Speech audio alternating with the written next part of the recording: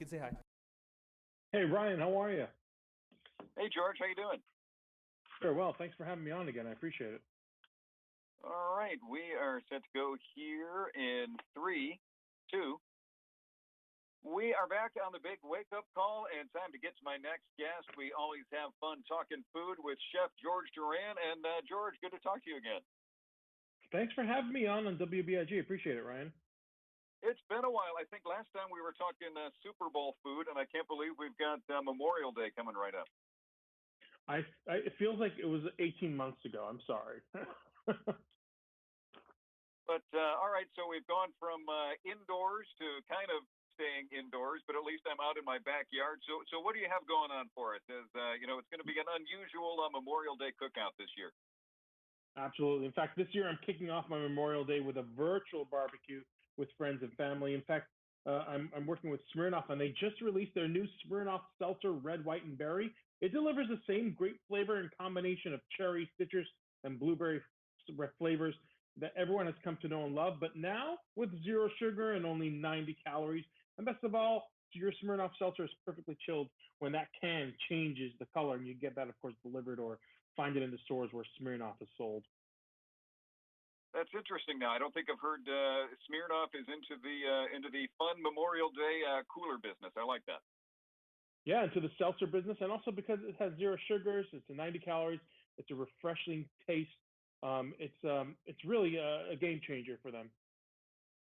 And and 90 calories too. See, now that's dangerous though, because then I want 3 or 4 of those. But then 90 calories doesn't take away from the food I want; it just enhances it.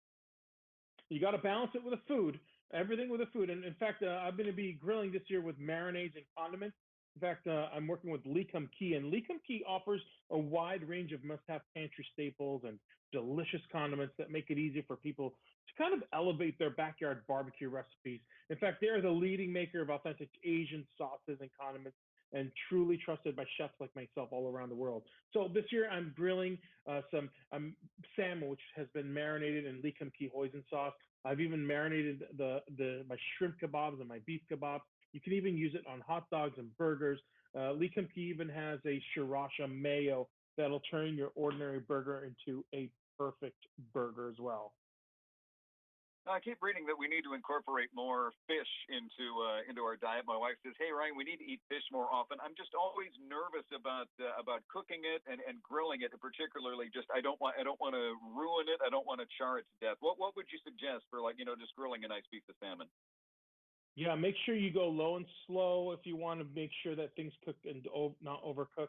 But once you marinate it too, what's happening is a lot of the citrus part of the marinade starts to pre-cook some of the fish, and then when you just char it or you put it on top of the grill, you're just giving it more caramelization. So marinades, again, these Kum Kee marinades and sauces that they have, they allow you to kind of just start that cooking process or the marinating process, and all you have to do is kind of just caramelize it at the end on the grill.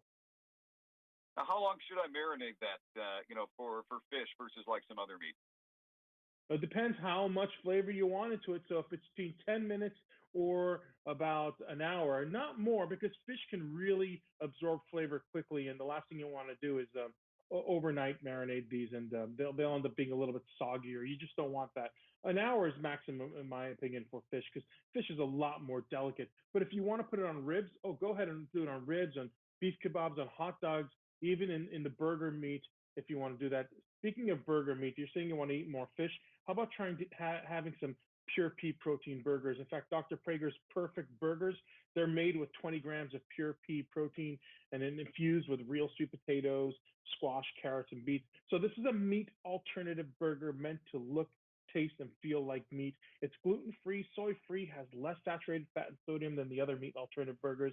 It's started by these 2 heart surgeons looking for clean, healthy, and accessible foods for their patients. And Dr. Praeger's offers a wide variety of frozen foods, from like oatmeal sticks, 12 different kinds of veggie burgers, even vegetable littles for kids. And my kids absolutely love their kale littles, and they're shaped like dinosaurs, and they absolutely love it. Yeah, we have those for my daughter, the little dinosaur things, and they kind of mimic the taste of it's like a cross between a tater tot and a chicken nugget, and kids just love those. They do, and it's a great way to actually getting them to eat veggies. I mean, I swear you can shape a broccoli stalk into a dinosaur shape, and they will eat it. So Dr. Praeger got this right. But I will have to try that as a meat alternative because I'm excited that you can incorporate more of that. That it's mimicking both the taste and the texture. Because you wanted to do that in the past, but I'd go for a veggie burger and I would just feel so unsatisfied.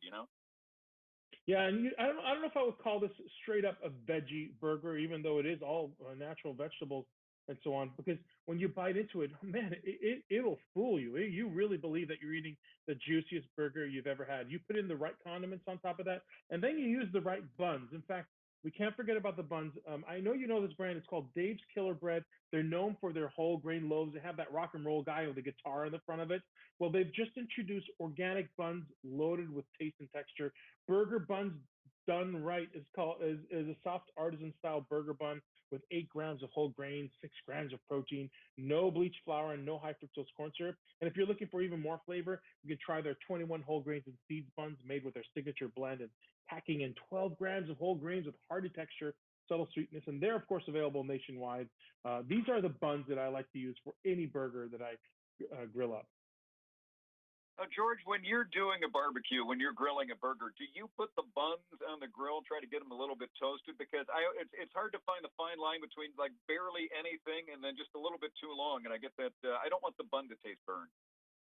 Yeah, so the last minute of cooking the burger. So when I look at the burger and I'm like, I think this is ready, that's the moment where I take my burger buns and I always add some sort of fat to it. If it's butter or mayo, anything light, even drizzle a little olive oil, and then I pop it right next to the burgers so it gets a little toasted. You don't want to overcook it. You don't want to dry it out.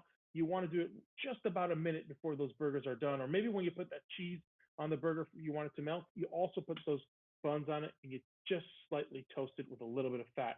You're golden. And then how is cooking time for a plant-based burger versus for a meat burger? Am I looking at it's got to be a shorter cooking time? Well, you're going to cook it about 8 minutes per side. So you want to get a nice crisp char to it. And Okay. you're going to still get a nice grill marks, crisp char to it, and get that flavor for it. And you can also do it in a frying pan as well. That works very well too. So about 6 to 8 minutes, closer to 8 minutes, just so because you have a little bit of a kind of caramelization that happens with those plant-based burgers. George, anything else for us today you wanted to share? Yeah, side dishes are one of my favorite, and this year I'm adding a twist to the traditional potato salad by using North Carolina sweet potatoes. So I'm making a grilled sweet potato salad with hot bacon dressing, blue cheese, and pecans. I like to use sweet potatoes because they are nutrient dense with vitamin A, C, and fiber, sweetened from earth and low in calories. They have a long shelf life, so you can use them for a variety of recipes, including sweet potato fries to go with your barbecue favorites. Sweet potatoes are a gift from God, aren't they? Something that is that delicious should not be natural and be so good for us.